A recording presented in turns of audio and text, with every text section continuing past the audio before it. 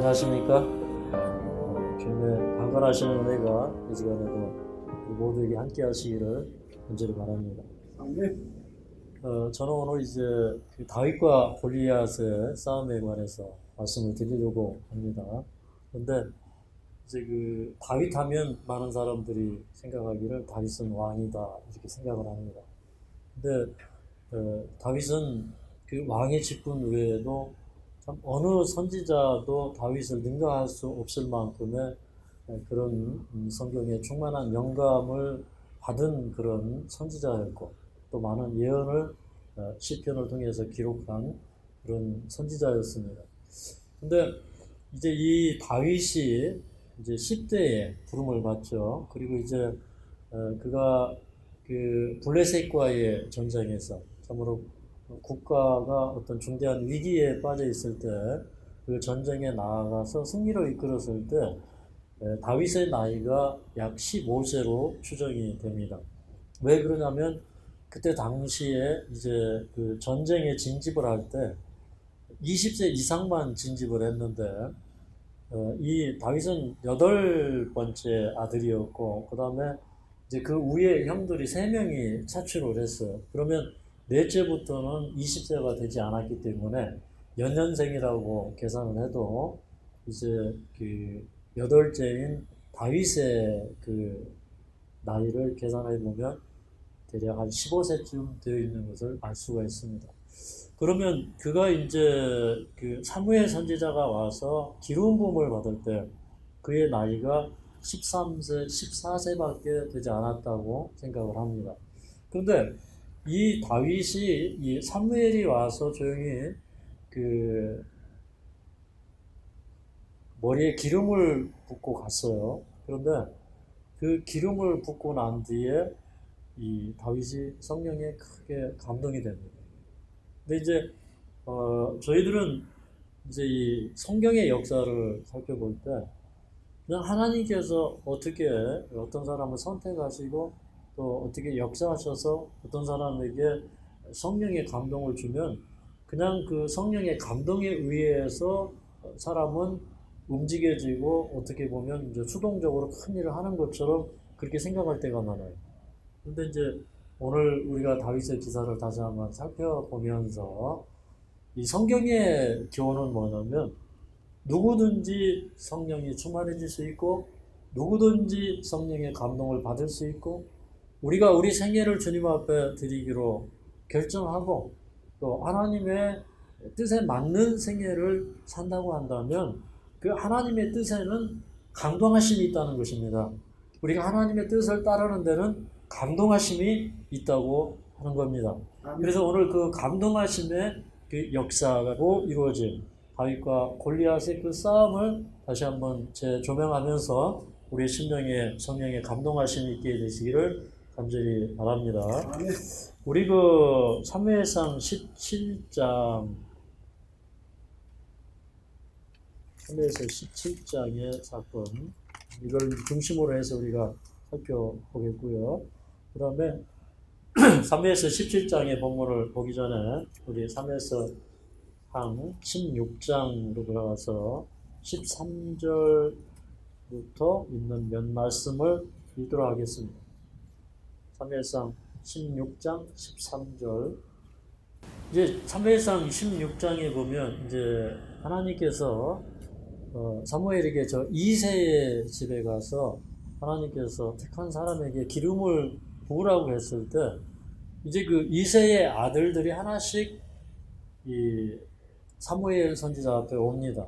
근데 처음에는 이제 엘리압이 왔는데 이 장자 엘리압은 참 크고 용모가 준수하고 그 왕의 어떤 그런 기쁨을 가진 그런 사람이었지만 하나님께서는 그를 지나가게 하셨어요.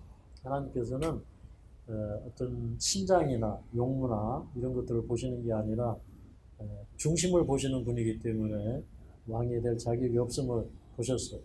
근데 이제 둘째가 하고 셋째가 하고 7 아들이 다 지나갔는데 이 사무엘 선지자에게 감동이 안 오는 것입니다. 그래서 다른 아들이 없느냐고 물어봤더니 저 들에서 양치는 아이가 있다고 그래서 이제 그 아이가 불려왔을 때 너무나 어린 나이였다고 하는 것입니다. 그래서 아마 한 13살, 14살 정도 됐을 걸로 이렇게 추정을 합니다.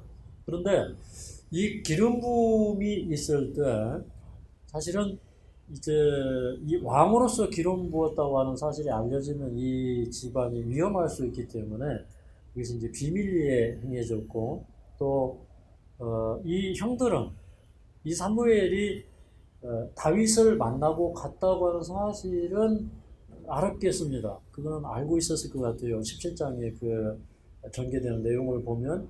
그런데 그가 그 왕으로서 다음 차기 그 왕이 될 사람으로서 기름 부음을 받았다는 사실은 알지 못하고 숨겨졌던 것 같아요. 그래서 다윗만이 그것을 알고 있었는데, 근데 다윗은 이제 그 다음 왕으로서 기름 부음을 받았을 때 그런 사실은 그 왕으로서의 기름 부음을 받기도 했지만 그 성령의 기름 부음을 받았어요. 그래서 이 13절을 좀 우리 함께 읽어보도록 하겠습니다. 시작. 사무엘이 기름불을 취하여 그 형제 중에서 그에게 부었더니 이날 이후로 다윗이 여호와의 신에게 크게 감동되니라. 사무엘이 떠나서 라마로 가니라. 여기 그 다윗이 여호와의 신에게 감동되었다. 이건 뭐냐면 하나님의 거룩한 뜻이 그 앞에 펼쳐졌을 때 그 뜻을 전적으로 따르고 그것을 의지하는 그런 다윗의 생애를 볼 수가 있어요. 근데 저는 이제 이 시편을 보면 참 많은 시들이 다윗에 의해서 기록이 되었는데 이 다윗은 자기가 기름 부음을 받은 다음에 그는 이제 그때부터 그 10대 아이의 어떤 우쭐함을 보이는 것이 아니라 그는 여전히 자기가 하는 일로 돌아가서 양떼들을 치는데 열심이었다는 것입니다. 그래서 이제 그 양떼들을 칠 때에 사자나 곰이 와서 이제 이 양떼들을 습격하는 것입니다. 저 요단 계곡이나 또는 그 산에서 이제 양떼들을 몰고 다니다 보면 저 동굴 속에서 사자와 곰이 나와서 달려들고 할 때 그것을 보면 이 다윗의 마음에 이렇게 고무된 그 양떼를 사랑하고 돌보는 그런 감동된 마음이 있어서 이 용기를 가지고 사자와 곰에게 달려드는 것입니다. 여러분, 그게 용기로 되겠습니까? 그런데 그의 마음속에, 그의 심령 속에 역사하시는 성령이 계셨다고 하는 것입니다. 다시 말해서 그 성령이 다윗을 그냥 들어서 쓰신 게 아니라 다윗 속에는 하나님의 말씀을 주었을 때 그 말씀에 진정으로 응답하는 그 반응이 있었다는 겁니다. 네.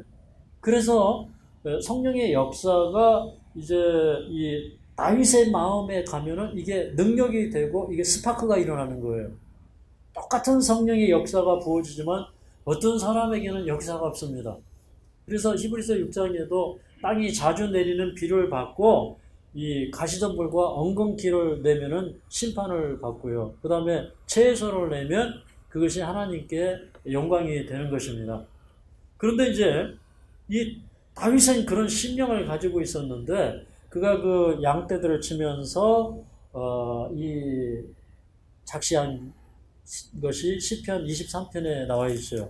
그 시편 23편을 보면 이제 다윗은 자기의 경험을 이렇게 요약을 했어요.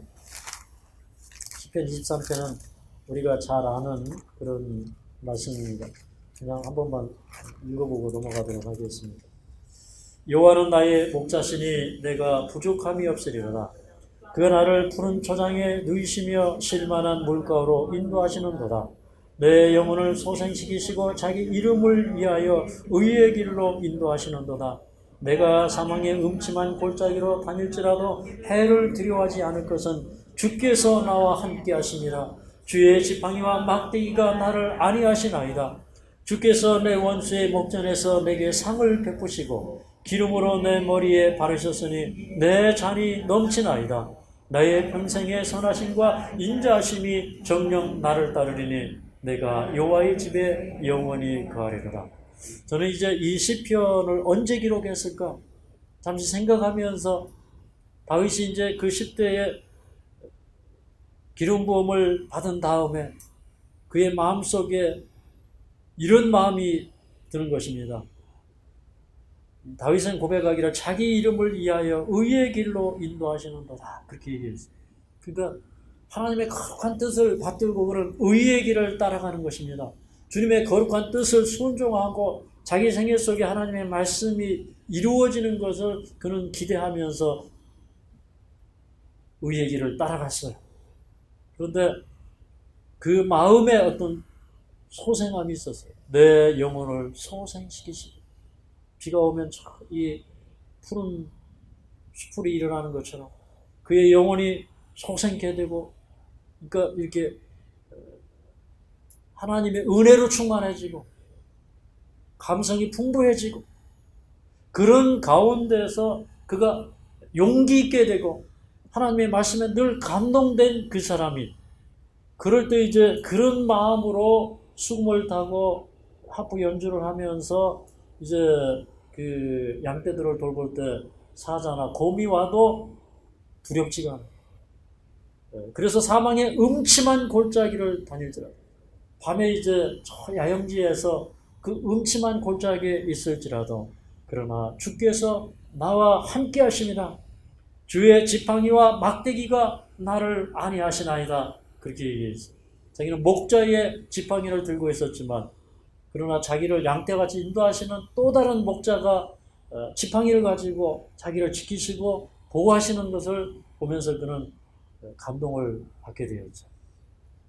그런 그 시편 8편의 이 말씀을 보면, 그런 그 광야에서 양떼들을 치면서 하나님의 감동이 그에게 이르러 왔을 때, 그런 이제 선지자의 영으로 감동되기 시작합니다. 그래서 그는 하나님께서 인간을 지으시고 인류의 미래를 어떻게 예비하셨는지를 시편 8편에 얘기하고 있어요. 한번 읽어보겠습니다. 9절까지 시작. 여호와 우리 주여, 주의 이름이 온 땅에 어찌 그리 아름다운지요. 주의 영광을 하늘 위에 두셨나이다. 주의 대적을 인하여 어린아이와 젖먹이의 입으로 말미암아 권능을 세우시며 이는 원수와 보수자로 잠잠케 하려 하심입니다. 주의 손으로 만드신 주의 하늘과 주의 베풀어 두신 달과 별들을 내가 보오니, 사람이 무엇이간데 주께서 저를 생각하시며 인자가 무엇이간데 주께서 저를 권고하시나이까. 저를 천사보다 조금 못하게 하시고 영화와 존귀로 관치우셨나이다. 주의 손으로 만드신 모든 것을 다스리게 하시고 만물을 그 발 아래 두셨으니 곧 모든 우양과 들짐승이며 공중의 새와 바다의 어족과 해로에 다니는 것입니다. 여호와 우리 주여, 주의 이름이 온 땅에 어찌 그리 아름다운지요. 자기가 어릴 때, 정말 13살, 14살 때 그 왕으로서 부름을 받고 성령의 감동하심을 받았을 때 그는 이렇게 얘기합니다. 어린아이와 젖먹이의 입으로 말미암아 권능을 세우십니다. 자기는 마치 어린아이 같고 자기는 젖먹이 같대요. 근데 이제 이게 그 자기가 감동을 받아서 영감을 받고 또 성령에 의한 미래의 계시에 의해서 그가 시편을 기록했지만, 그러나 이것이 자기에게 얼마나 잘 이해되는 마음입니까? 그런데 이제 그 예수님께서 이 세상에 오셔서 그 성소에 들어가실 때 그 예수님께서 그 어린 아이들이 그 성령을 받고 예수님을 찬양하고 예언하고 이런 것들을 이제 보셨죠. 그리고 이제 거기 제사장들이나 관원들이 와서 이제 그것을 이렇게 그 비방하고 할 때 예수님께서 너희가 이 시편에서 어린 아이와 이 젖먹이들의 입을 온전케 하였다는 것을 읽어본 적이 없느냐. 그랬을 때 이게 이제 시편 8편인데, 근데 이 다윗이 이 시를 지을 때 그는 아마도 그 10대에 그 양떼들을 치면서 적어도 그가 30세에 이제 왕이 되기까지 그가 이제 그 사울에게 미움을 받고 쫓김을 당하고 그런 그 세월을 보내었을 때 아마 이 그 왕이 되기 그 이전에 어느 이 시점에서 20편 8편을 기록했을 것으로 그렇게 생각을 해봅니다. 근데 이게 들에 누워서 장막에 누워서 보면 밤에 별들이 보이고 해들이 보이고 여호와께서 지은 산들이 보이죠. 그런 것들을 보면서 그런 이제 성령에 감동돼요. 그 다음에 그런 이해하게 되었어요. 사람이 무엇이간데 주께서 저를 생각하시며 인자가 무엇이간데 주께서 저를 권고하시나이까. 저를 천사보다 조금 못하게 하시고 영화와 존귀로 관을 씌우셨나이다. 이렇게 얘기해요. 그러니까 사람은 비록 천사보다 조금 못하게 함을 입은 자가 되었어요. 잠깐 동안 그렇게 되었어요. 근데 사람은 앞으로 이 존귀와 이 영광의 관을 쓰게 될 것입니다. 사람의 미래는 그렇습니다. 사람의 미래는 앞으로 우주에서 이제 예수님과 더불어서 왕노릇 할 것이에요. 이것이 예수님에 대한 예언이기도 하지만 그것이 다윗은 이 다윗 자신에게 주어진 그런 말씀이라고 생각했을 때 얼마나 그가 담대해졌겠습니까? 그 다음에 지금은 모든 만물이 다윗에게 혹은 사람에게 복종치 않지만 창차는 이제 여기 보면 주의 손으로 만드신 모든 것을 다스리게 하시고 7절에 보면 곧 우양과 들짐승 또 바다의 어족들 공중의 새들 이런 것들을 다 다스리게 하셨다고 했어. 그러니까 다윗은 만물의 영장이 된 거예요. 그럴 때 여러분 이제 하나님께서 이 세상을 다스리게 하시고 그런 만물의 영장으로 세운 이 다윗이 이런 것들을 깨달았을 때 저 이 곰이나 사자가 왔을 때 두려웠을까요? 두렵지 않았을까요? 그런 두렵지 않은 거죠. 그러니까 하나님의 계획하심 그리고 하나님의 그 인간을 위해서 펼쳐놓으신 전지전능하신 세계 그분이 전지전능하시지만 그러나 그 전지전능하심으로 인하여 사람이 걸어가고 맛보게 될 그 하나님의 전지전능하심 아래서 느끼게 될 그 세계 그 세계는 어떤 세계인 것 같습니까? 여러분 이 세계를 이해하면 병이 치유될 것 같습니까? 여러분 이 세계를 이해하면 우리에게 힘이 올 것 같습니까? 이런 힘이 다윗에게 왔다는 것입니다.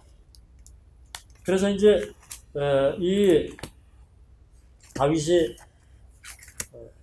그 광야에 있지만 그러나 그의 마음속에는 하나님의 큰 역사하심이 그의 마음을 충동시키고 있는 것입니다. 근데 이제 우리 사무엘상 17장으로 다시 좀 돌아가겠습니다. 사무엘상 17장으로 다시 가면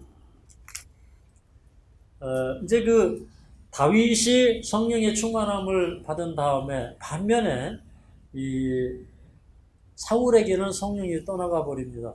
근데 이 사울 왕이 처음에 왕이 되었을 때에 그런 성령의 감동하심을 받았어요. 그리고 이제 사무엘상 14장 47절에 보면 이제 이 사울이 성령의 감동을 받아서 전쟁에 나갈 때는 그게 뭐 에돔이든 모압이든 뭐 블레셋이든 이런 그 전쟁을 할 때 그런 그 전쟁에서 전승을 합니다. 나가면 이기는 그런 사람이었어요. 그런데 이제 이 블레셋의 큰 군대가 쳐들어왔을 때 이 블레셋은 이제 현대 무기로 무장된 그런 군대였어요. 그래서 사무엘상 13장 5절에 보면 뭐 병거가 3만이고 마병이 6만이고 그리고 그 군대가 수를 헤아릴 수 없는 그런 군대였어요. 그 다음에 이제 그 이스라엘 군대가 얼만큼 있었냐면은 적어도 60만의 군대가 있었습니다.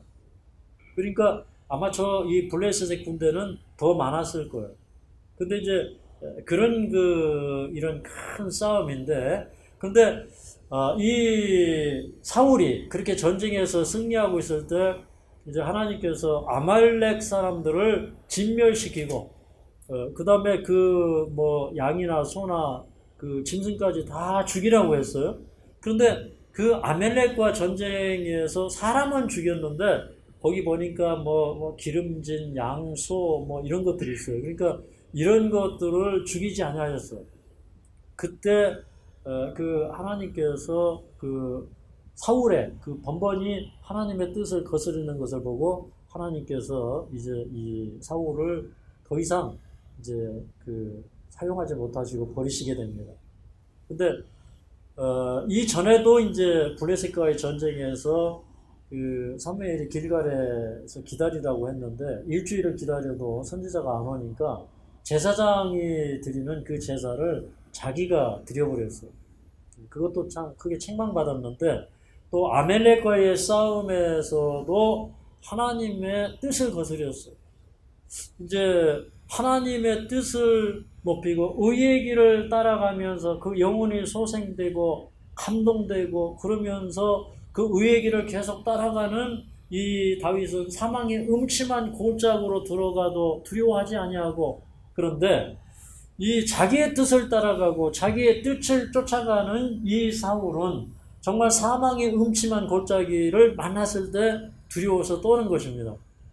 그래서 이제 이 블레셋의 군대가 이제 이전에 그 요나단한테 한번 당했기 때문에 이제 전열을 정비해서 다시 올라왔을 때는 굉장한 병거와 마병들과 군대를 이끌고 쳐들어왔어요. 이제 한 골짜기를 사이에 두고 이쪽에 이스라엘은 엘라 골짜기에 한 산에 있고 그 맞은편 골짜기에 에베스 담림이라고 하는 그 산에는 저 블레셋의 군대가 있습니다.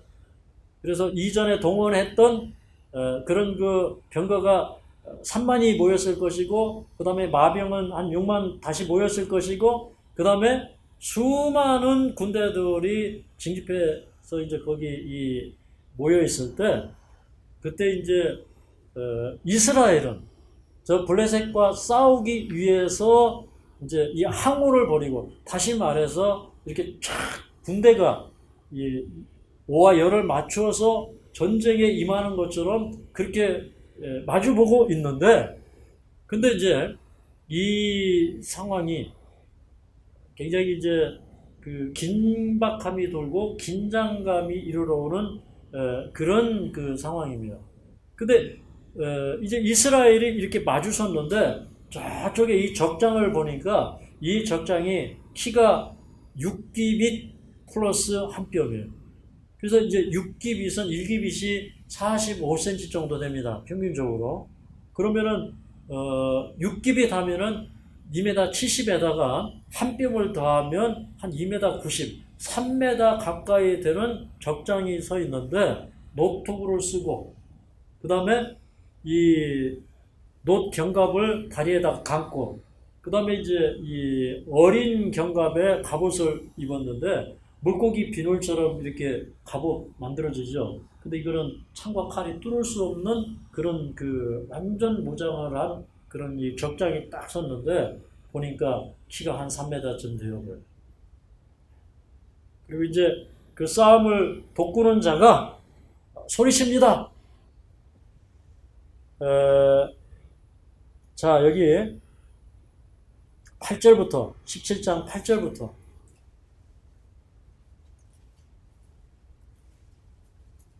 8절부터 11절까지 읽어보도록 하겠습니다. 시작. 그가 서서 이스라엘 군대를 향하여 외쳐 가로되 너희가 어찌하여 나와서 항우를 벌였느냐? 나는 블레셋 사람이 아니며 너희는 사울의 신복이 아니냐? 너희는 한 사람을 택하여 내게로 내려보내라. 그가 능히 싸워서 나를 죽이면 우리가 너희 종이 되겠고, 만일 내가 이기어 그를 죽이면 너희가 우리의 종이 되어 우리를 섬길 것이니라. 그 블레셋 사람이 또 가로되 내가 오늘날 이스라엘의 군대를 모욕하였으니 사람을 보내어 나로 더불어 싸우게 하라 한지라. 예, 여기까지 좀 보도록 하겠습니다. 이 사단은 지금 하나님께서 기름 부은 한 사람이 이스라엘에 있다는 사실을 알아요. 그래서 결국에 이 싸움은 크게 보면 누구와 누구의 싸움이냐면 다윗과 골리앗의 싸움입니다. 사실 이제 너희 중에 한 사람을 택하여 나와 싸우러 올려보내라는 것입니다. 이 골리앗이 내가 그 사람을 상대해서 싸우겠다는 거죠. 그래서 여기 이 한 사람, 영어로는 a man이죠. 한 사람. 표상적으로는 예수님을 상징합니다. 나중에 이제 이 다윗이 누구의 머리를 베요? 골리앗의 목을 베입니다. 그래서 이제 그 창세기 3장 15절에 보면 하나님께서 원복음을 주시고 내가 너로 여자와 원수가 되게 하고 뱀과 여자 사이에는 원수 사이가 되게 하고 그 다음에 그 여자의 후손이 내 머리를 상하게 할 것이다 그렇게 얘기했어요. 그러니까 여자의 후손인 예수님이 이 세상에 오셔서 누구의 머리를 상하게 할 것이에요? 사단의 머리, 뱀의 머리를 상하게 할 것이었어요. 그래서 이제 이 다윗과 골리앗의 싸움은 표상적으로 사단과 예수님과의 싸움이에요. 그런데 이제 그런 이제 깊은 의미도 있지만 그러나 이제 다윗이 어떻게 해서 이 골리앗을 물리치게 되는가? 그걸 우리가 보는 것입니다. 너희 중에 한 사람을 택해서 나와 싸우게 하라는 것입니다. 저는 이런 생각이 들어요. 여러분, 사단은 이 세상에 수많은 사람들이 있지만 그 중에 어떤 사람을 주목하느냐? 다른 사람은 아무도 주목하지 않습니다. 잘난 사람 주목하는 게 아니에요. 영향력 있는 사람 주목하는 게 아니에요. 사단이 주목하는 사람은 어떤 사람이냐면 하나님의 뜻을 따르는 사람, 의의 길을 따라가는 사람, 성령에 감동되는 사람을 사단은 제일 두려워해요. 맞습니까? 그래서 이스라엘 중에 그 사람이 있기 때문에 그 사람을 택하여서 올려 보내라는 것입니다. 그러면서 이제 이 싸움을 하자. 싸움을 해서 내가 지면 우리가 다 너희들의 종이 될 것이고 그 다음에 너희들이 택한 그 사람이 지면 그 사람이 죽으면 너희가 다 우리의 종이 되기로 하자. 이제 그렇게 얘기하면서 내가 이스라엘의 군대를 모욕하였으니 사람을 보내어 나로 더불어 싸우게 하라. 그러면서 이스라엘의 군대를 모욕한 것은 곧 누구를 모욕했다는 것입니까? 하나님을 모욕했고 지금 이스라엘은 이제 이 전쟁이 사실은 신들의 전쟁인 것입니다. 다윗이 이제 그 싸우러 올라갈 때에 골리앗이 모든 신들의 이름으로 다윗을 저주해요. 이것은 신들의 전쟁이에요. 영적인 전쟁이에요. 그런데 이제 그 우리가 이 싸움을 싸워야 되는 것입니다. 이 싸움은 하나님께서 직접 개입하시는 이제 싸움이긴 하지만 그러나 누구를 통해서 개입하시는 거예요? 영감받은 하나님의 종들을 통해서 개입을 하시는 것입니다. 이제 그러고 있어요. 너희가 어찌하여 항우를 벌리고 있느냐? 그러니까 그거 다 필요 없고 1대1로 하자 이 말입니다. 그러면서 이스라엘 군대를 비웃어요. 그런데 실제적으로 저쪽 군대는 완전히 현대전으로 현대 장비로 무장한 그런 군대들이고 이쪽에는 어떻게 보면요 무슨 민병대처럼 그때 당시에 칼이 사울하고 요나단에게밖에 없었어. 칼 2자루 가지고 있는 이쪽에서는 어떻게 보면은 이 농민 군대 같은 그런 그 민병대 같은 그런 이 군대들.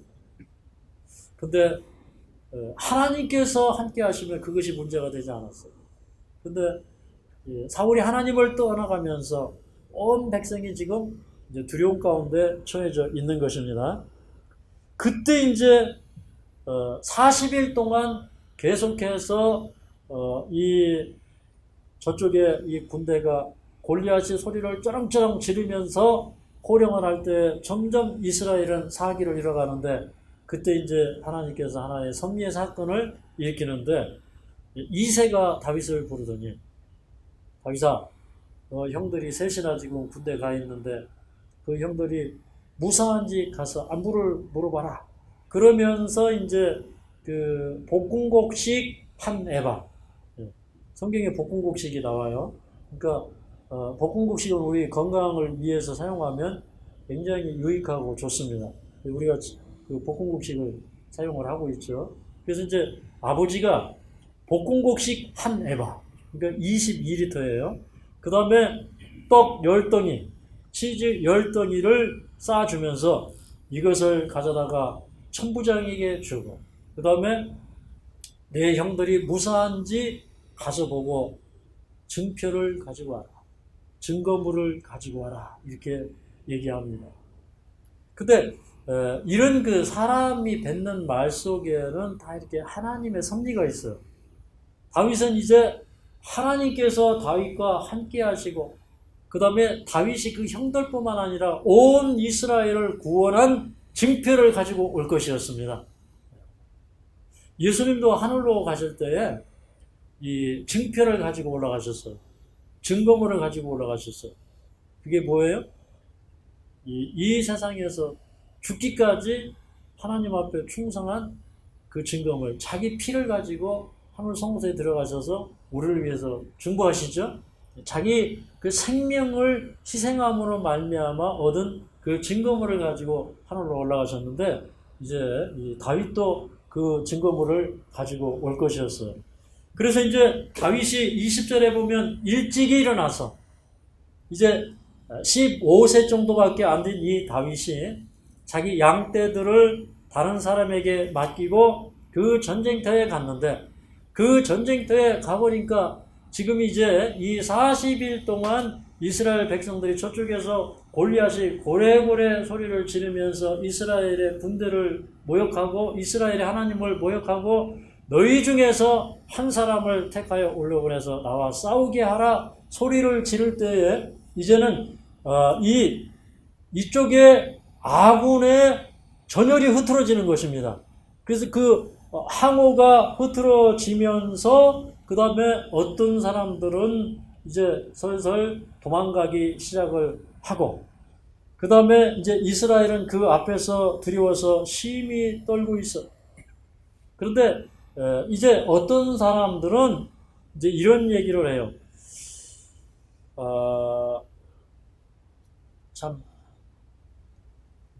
이 군대가 올라온 것은 이스라엘을 모욕하러 올라온 것이다.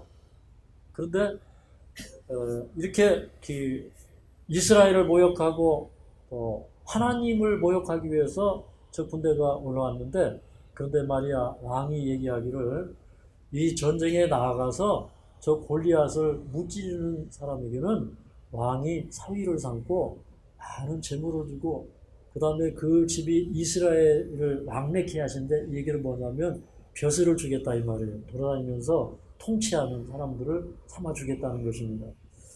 이제 그리고 있는데, 이 다윗은 그 자리에 왔을 때 그런 상황이 되면 항상 다윗은 성령에 감동되는 것입니다. 내가 사망의 음침한 골짜기로 다닐지라도 두려워하지 않을 것은 주께서 나와 함께 하심이라.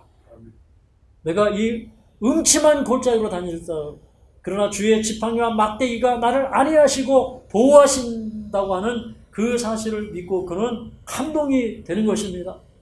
그러면서 이제 그 원수의 목전에서도, 그러니까 사자와 곰이 으르렁거리는 그런 그 원수의 목전에서도 이 양떼들이 푸른 풀을 뜯어먹을 수 있도록 원수의 목전에서도 내게 상을 베푸신 그 하나님을 생각하면서 다윗은 마음속에 감동이 일어나는 것입니다. 그래서 이제 다윗이 이제 이 상황을 보고 그는 이렇게 얘기합니다. 자, 26절을 한번 읽어보겠습니다. 26절 시작.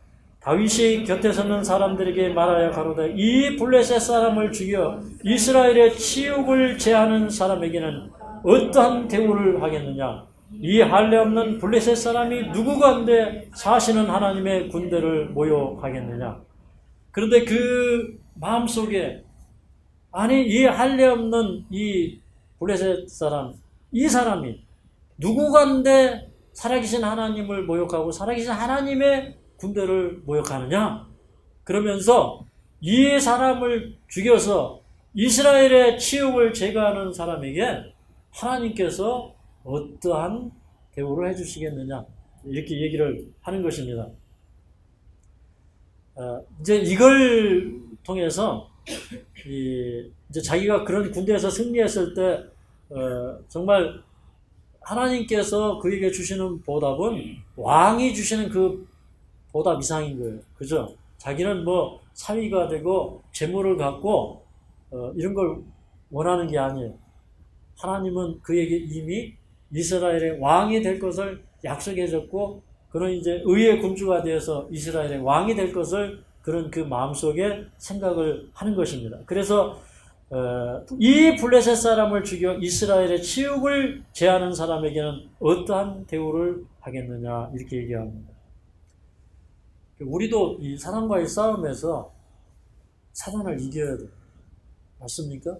그래서 히브리서 1장에 보면 예수님께서 원수를 눌러서 이렇게 발등상이 되게 할 때까지 하나님의 보호자 우편에 앉아 계신다고 그랬어요. 그렇기 때문에 우리가 사단을 이겨서 사실 하나님의 영광을 드러내야 됩니다.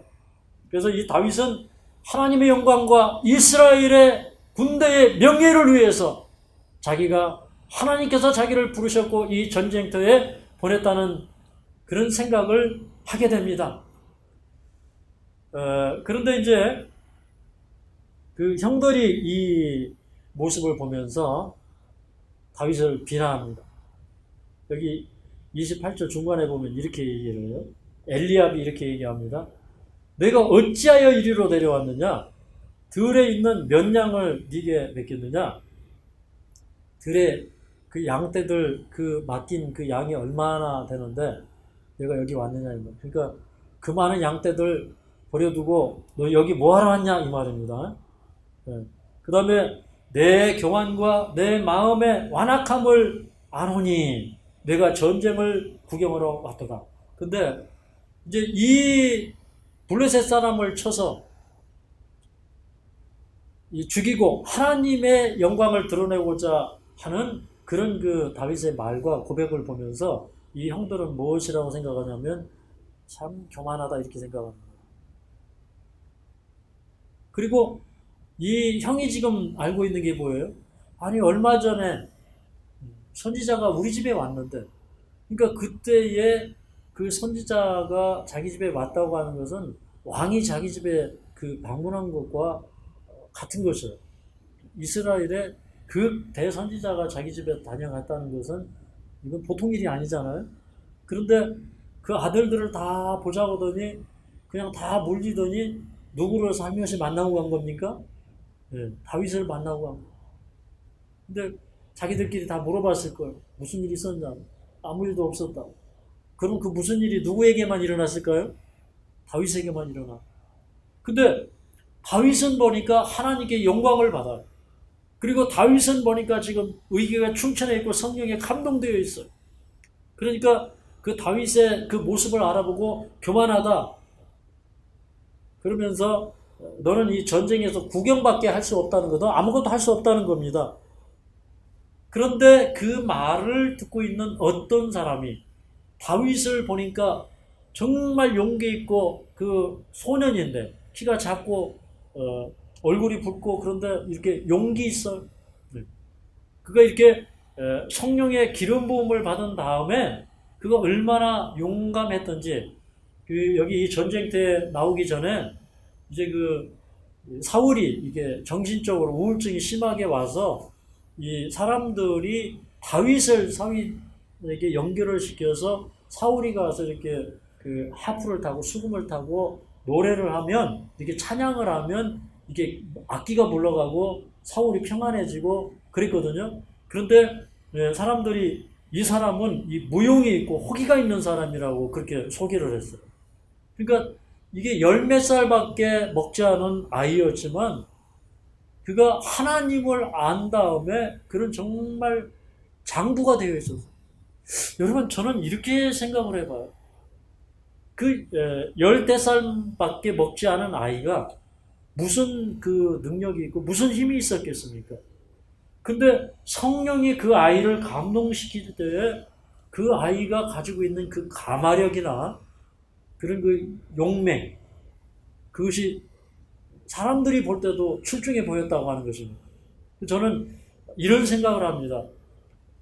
하나님은 이 마지막 시대에 다윗과 같은 백성을 원하신다는 거예요. 우리도 10대 아이들, 우리 이 지금 초등학교 다니는 아이들, 그렇게 하나님의 말씀으로 충만한 아이들 만들 수 있어요. 아멘입니까? 우리도 하나님의 말씀을 받아들이고 믿고 따르면 우리도 다윗과 같은 용기 있는 사람이 될 수가 있습니다. 그럴 때 이제 그렇게 비아냥거릴 때 다윗이 이렇게 얘기합니다. 내가 무엇을 하였나이까? 내가 무슨 교만한 말이나 행동을 한 것이 무엇이냐 이 말이죠. 그러면서 어찌 이유가 없으리까? 그렇게 얘기합니다. 그러니까 우리는 우리의 삶의 이유를 찾아야 돼요. 존재 이유를 찾아야 돼요. 우리가 있는 곳에서 내가 여기 있는 이유를 우리가 이유 없다고 얘기하지 말고 어찌 이유가 없으리까? 하나님의 뜻과 섭리가 있다는 것입니다. 우리가 하나님의 뜻을 발견할 때 거기에 능력이 임하는 것입니다.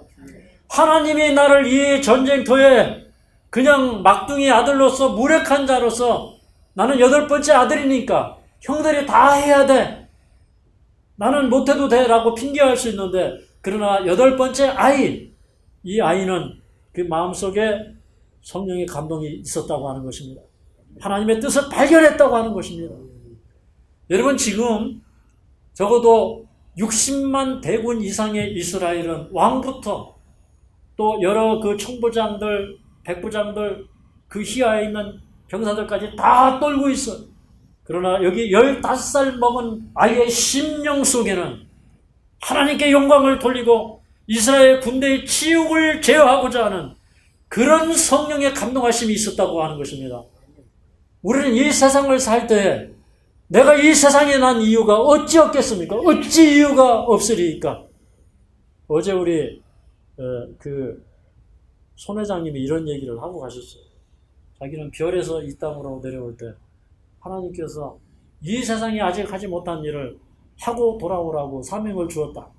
그 이제 시적인 표현이지만 이건 하나님을 믿으시는 분이니까 하나님께서 자기를 세상에 보낼 때 이 세상 사람들에게 가장 좋은 건강의 길을 개척해서 그것을 제공하라는 그런 사명을 받았다는 뜻으로 어제 그런 말씀을 하셨거든요.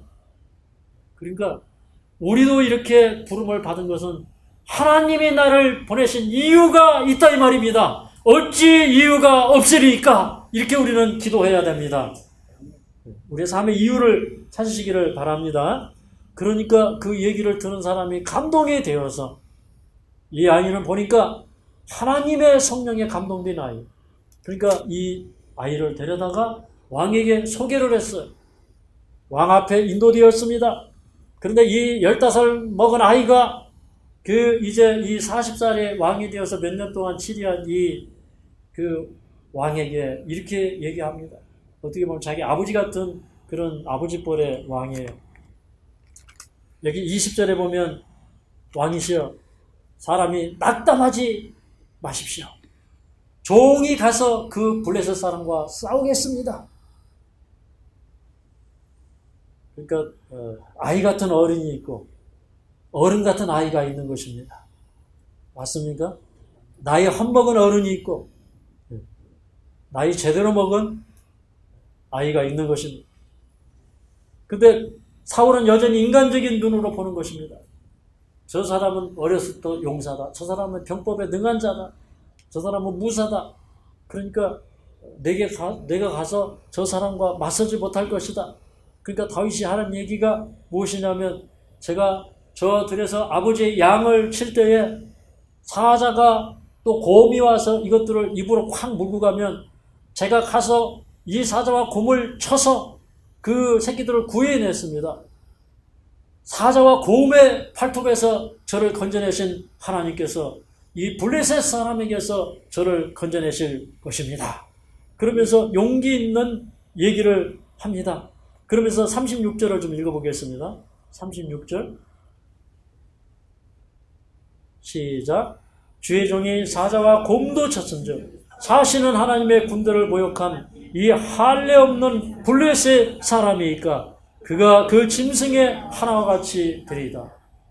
제가 사자와 곰도 쳤는데 그런데 이 사람은 지금 살아계신 하나님의 군대를 모욕하고 있지 않습니까? 그런데 제가 이 사람을 치지 못할 이유가 무엇이냐 이 말입니다. 하나님께서 사자와 곰도 치게 하셨는데 하물며 하나님의 군대를 모욕한 이 사람을 하나님께서 치시지 않겠느냐 이 말이에요. 그러니까 이 전쟁에서 누가 도우실 것이라는 거예요? 하나님이 도우실 것이라는 거예요. 나는 하나의 도구에 불과하다는 거예요. 하나님이 하실 것이라는 겁니다. 그래서 이제 사울 왕이 자기의 군복을 벗어가지고 이제 그 전투복을 벗어서 주는 거죠. 그래서 이제 투구를 씌워주고 그 다음에 어린 갑옷을 입히고 그 다음에 놋경갑을 채우고 이렇게 가는데 이게 사울하고 다윗하고 이렇게 키가 차이가 나죠. 이 사울도 다른 사람보다도 어깨가 하나 더 있는 사람이었어. 그러니까 키가 굉장히 큰 사람이에요. 근데 이제 이 조그만 다윗이 그걸 입고 가니까 이게 얼마나 우습습니까, 그죠? 이거 뭐 가다가 이게 이 갑옷의 무게에 질식하겠어요. 어떻게 보면 이 어린 아이예요. 지금 어린 아이가 전쟁터에 지금 싸우러 나가는 것입니다. 근데 가다가 돌아오니까 아이고 그래 뭐 그렇지. 제가 벌써 가기도 전에 겁이 질려가지고 오는 거야. 근데 와가지고 이거 너무 무겁고 걸리적거려서 내가 못 입고 가겠습니다 하고 다 벗어버리고 그 다음에 빈손으로 올라가다가 이제 그 옛날에 그 물매 있죠. 막대기 끝에다가 이렇게 가죽 주머니 만들어가지고 거기다가 이제 돌을 집어넣고 빙빙 돌리다가 탁 놓으면 돌리던 탄력에 원심력에 의해서 돌이 날아가는 것입니다. 그렇게 해서 이제 이 사자와 곰을 쫓던 그런 그 물매의 달인 지금 이제 다윗이 올라가면서 이제 물매 그러니까를 위한 죄악들 5개를 주워가지고 주머니에 넣고 올라갑니다. 근데 지금 이 저쪽에서 골리앗과 더불어 싸울 사람을 드디어 40일 동안 꿈쩍하던 이스라엘이 한 사람을 택해서 올려보냈는데 이렇게 보니까 어린 아이 하나가 올라오고 있는데 예쁘장한 아이가 지금 하나 올라오고 있습니다. 그러니까 이 블레셋이 하는 얘기가 43절에 보면 자 43절을 좀 읽어보겠습니다. 시작. 블레셋 사람이 다윗에게 이르되 내가 나를 개로 여기고 막대기를 가지고 내게 나왔느냐 하고 그 신들의 이름으로 다윗을 저주하고 내가 무슨 뭐 개로 알아 네가 나를 그러면서 신들의 이름으로 저주를 하고 그 다음에 내가 너를 죽여서 내 고기를 공중의 새와 들짐승들에게 주리라 그렇게 얘기합니다. 그때 이제 다윗이 한 얘기를 해야 돼요. 이럴 때 다윗이 한마디 해야 돼요. 다윗이 이제 온 이스라엘과 저편에 이제 블레셋이 들을 수 있는 그런 큰 소리로 얘기합니다. 너는 칼과 단창으로 내게 오거니와 나는 만군의 여호와의 이름 곧 내가 모욕하는 이스라엘 군대의 하나님의 이름으로 내게 가노라.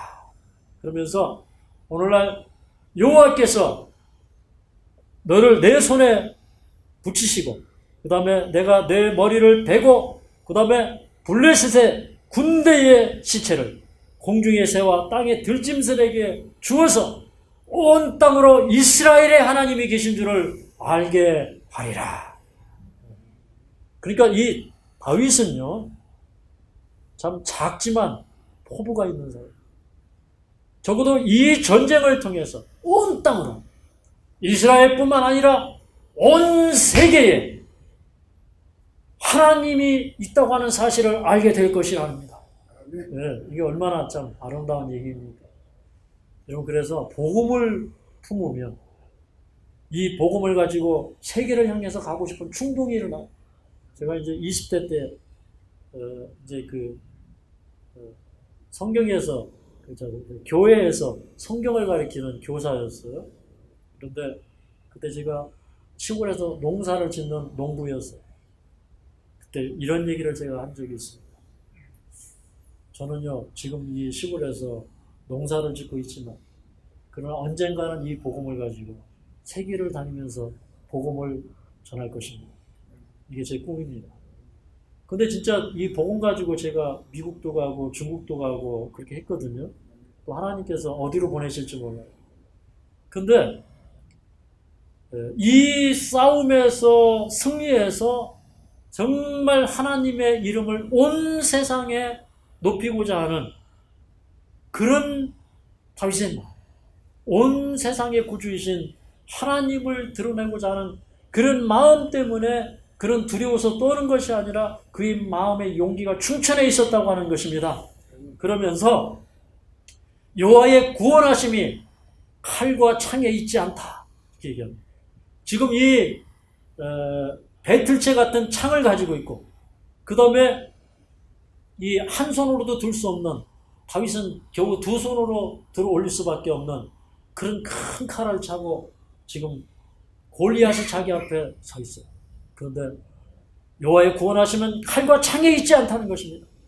전쟁은 여호와께 속한 것인지 그러니까 하나님이 우리를 이 전쟁에서 구원하실 것이라는 사실을 선포하면서 그는 올라갑니다. 그러니까 여러분, 이 전쟁은 이제부터는 누구의 전쟁이 된 것이에요? 하나님께서 치료해야 될 전쟁이 된 것입니다. 근데 이 얘기를 들은 다음에 이 골리앗이 너무 화가 나고 자존심이 상했어요. 그래서 그 순간에 어떻게 했어요? 투구를 탁 제껴서 벗어버리고 그 다음에 다윗을 향해서 달려갈 때 다윗도 마주 달려가면서 그가 물매 하나를 장전해가지고 빙빙 돌리다가 확 날려버렸더니 이게 쉥 하고 달려가더니 일순간에 골리앗의 이마에 빡 하고 박혀버리는 것입니다. 그러니까 이 돌이 골리앗의 이마에 박혀버렸어요. 이거는요, 하나님께서 이 천사들을 통해서 가속시켜가지고 골리앗의 이마를 때려버린 것입니다. 그럴 때 골리앗이 앞으로 막 팔을 허공을 휘젓더니 쿵 하고 넘어가 버려요. 그때 막 이쪽에서는 어떻게 할까요? 막 함성이 일어나고 승리의 함성이 일어나고 갑자기 이스라엘이 그 전쟁을 보면서 막 충전이 돼가지고 막 에너지가 막 10,000볼트, 20,000볼트 지금 올라가요. 그죠? 그때 다윗은 어떻게 해요? 그가 나가서 용감하게 그 골리앗의 칼집에서 칼을 빼어든 다음에 두 손으로 막 비들더니 탁 내려치는 순간에 골리앗의 머리가 두 동강이 납니다. 그때 그 칼을 딱 머리를 찍어서 쫙 높이 드니까 이스라엘 군대의 함성이 골짜기를 찌르는 것이에요. 야, 이겼다! 여호와께서 이 전쟁에 함께 하셨다! 우리가 이겼다! 그러니까 그런 상황이 되니까 이 블레셋은 어떻게 되는 거예요? 그때부터 뭐 기가 죽어가지고 정신없는 거죠.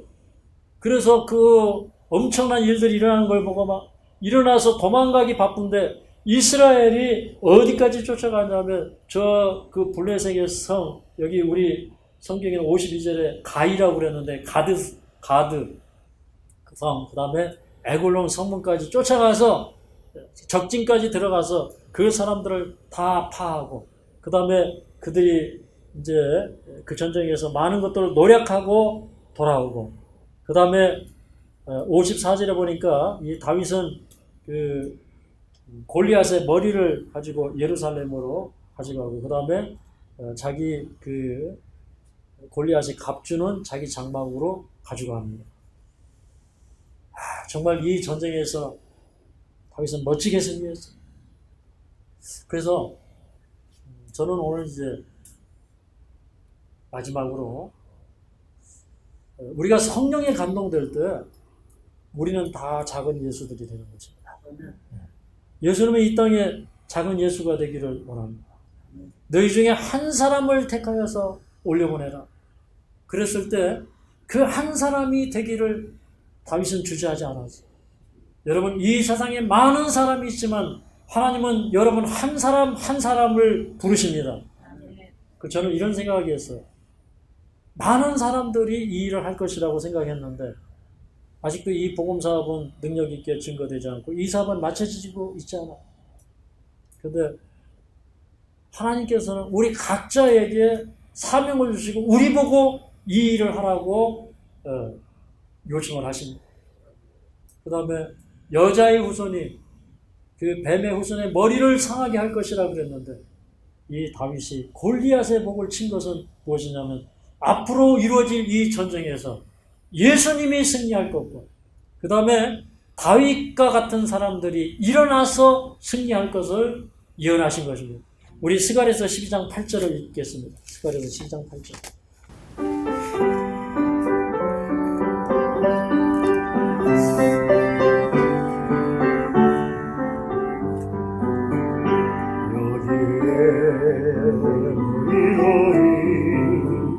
주의 은총 받은 자여, 주께서 이 자리에 함께 계심을 아노라.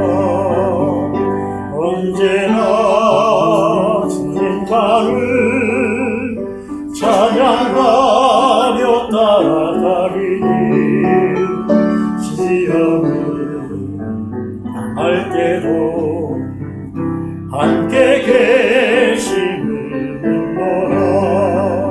이미 덩고 곳에나 주가 지켜주신다.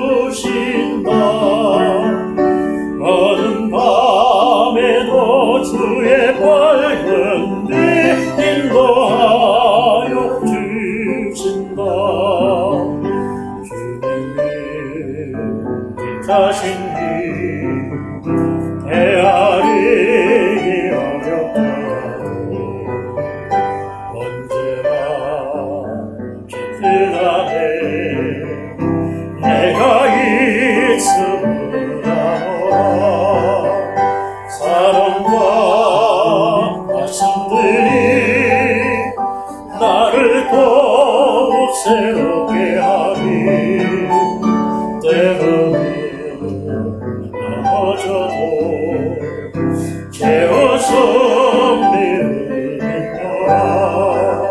이미 덩고 곳에나 주가 지켜주신다. 어두운 밤에도 주의 밝은 빛 인도하여 주신다.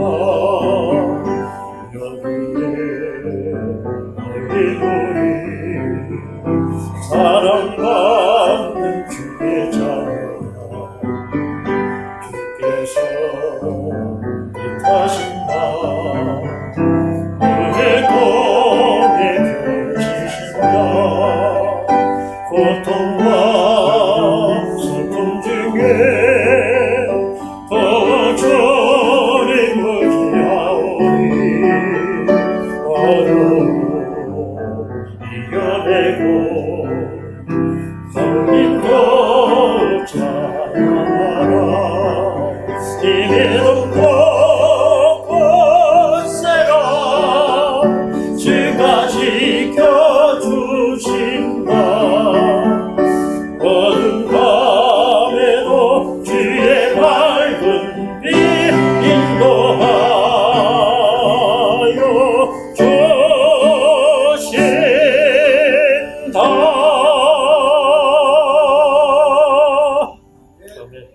자비로우신 우리 아버지, 오늘도 저희와 함께 계시고 또 살아계신 말씀을 통하여 우리가 살아계신 하나님을 더 깊이 발견할 수 있도록 도와주셔서 감사합니다.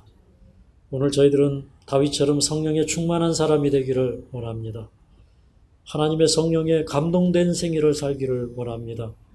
의를 쫓아 행하며 하나님의 뜻을 순종하는 가운데 우리의 심령에 더 큰 은혜와 감동이 있기를 원합니다. 그래서 참으로 다윗은 모든 순간이 하나님의 영광을 드러낼 기회로 삼았고, 또 그렇게 그가 하나님의 영광을 위해서 살았던 것처럼 저희도 그런 사람이 될 수 있도록 도와주시옵소서. 오늘 하루도 주님과 동행하기를 원합니다. 우리의 걸음 주님께서 모두 축복해 주시고 인도하여 주시옵소서. 예수님의 귀하신 이름으로 간절히 기도하옵나이다.